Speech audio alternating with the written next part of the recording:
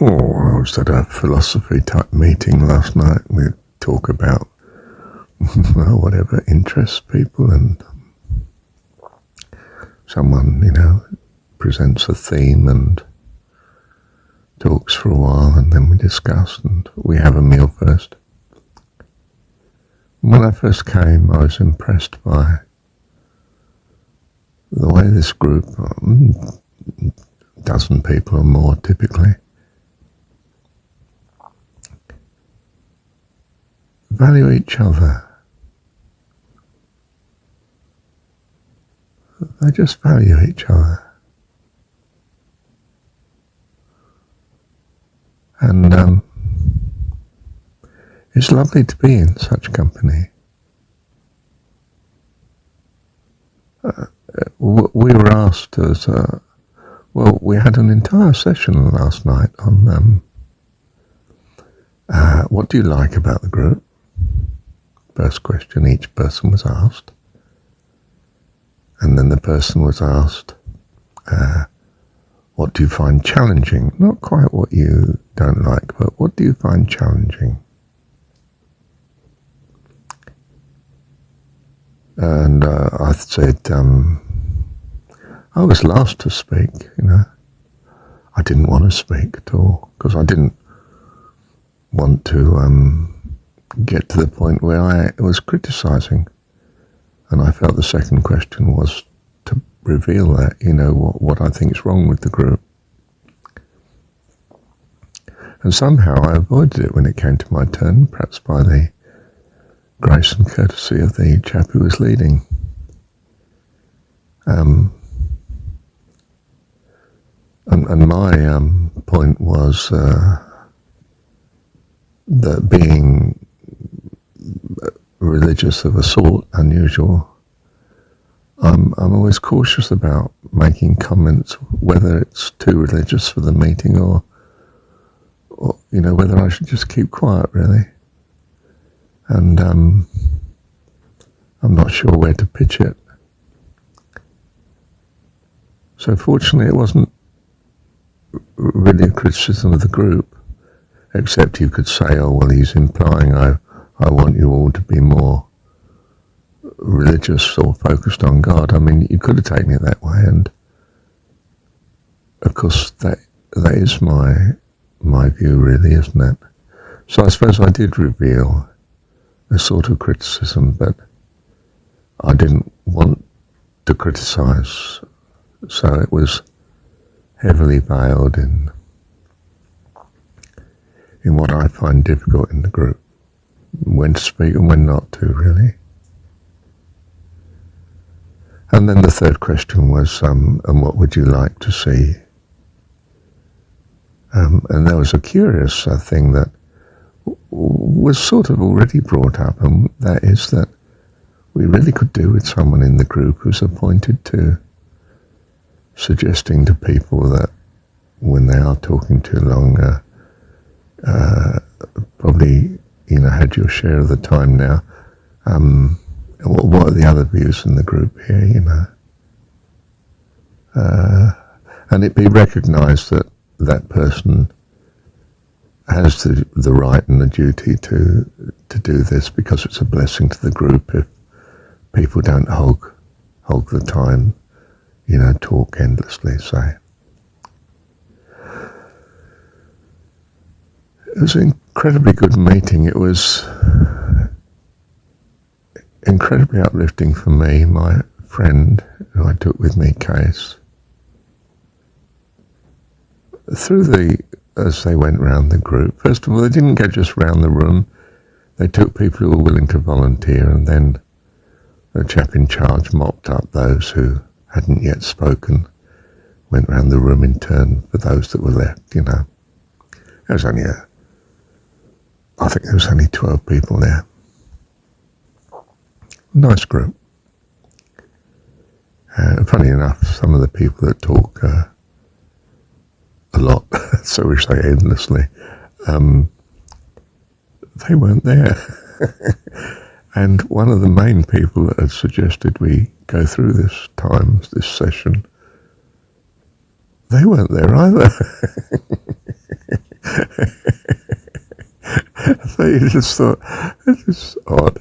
We've got the quieter people who are actually here today. Perhaps they self-selected out. Perhaps it was coincidence, you don't know, do you? It's a lovely group though, it really is. I mean, they're human, they've all got their, mix of good and bad from anyone's point of view, I expect, including their own. And, oh yeah, my friend, he says at some point, when it gets to him, and he was, well, the one just before me talking, because we were sitting next to each other, and we hadn't spoken at all. I don't think either of us had spoken, I'm not sure. I don't think so.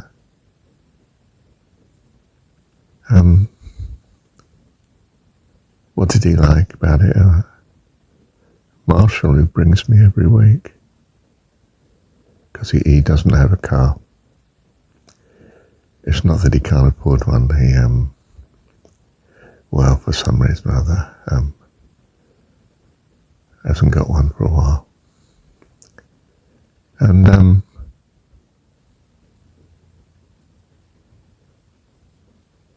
gosh, that was, I guess, what got me focused, so that when it came to my turn, a few minutes later, I was reminded and strengthened in, what do I like about the group? They care for each other. They appreciate each other. Wow. They're very ambivalent about religion, but negative in general. Well, I am too, fortunately, so I'm not too alien to them. I pointed out that many Christian groups that I've been in are not like that. They're not really showing a great deal of appreciation of each other. And I knew at that point I was saying the sort of thing that was their view. I was speaking for them, really. They feel that, religious people are not loving, really. And you would think we would be, wouldn't you? I say we because I present as religious, don't I? And in many ways I am. It's just that I don't belong to, in earnest, in reality, I don't belong to any group.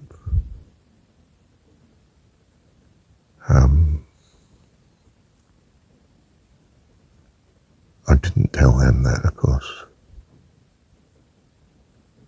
Wouldn't want to hurt their feelings. And it would have been invalid. I mean, it didn't occur to me, but it would have been invalid to have given that impression, because I do care about the people there. I'm of the opinion that I want to care about every life. Yeah.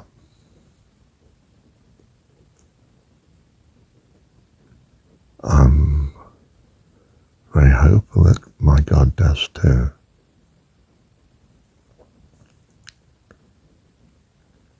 That's why we get on so well together. He hasn't changed my view on that yet, although I've come across some tricky people in life at times. Haven't we all? By the grace and the goodness of God, I trust, because He's teaching us what we value and what we want to avoid, like the plague. We value goodness, and we want to support all that brings life and fullness of life. and we want to avoid all that does to the contrary. Thank you, Heavenly Dad. You're preparing us for heaven, aren't you?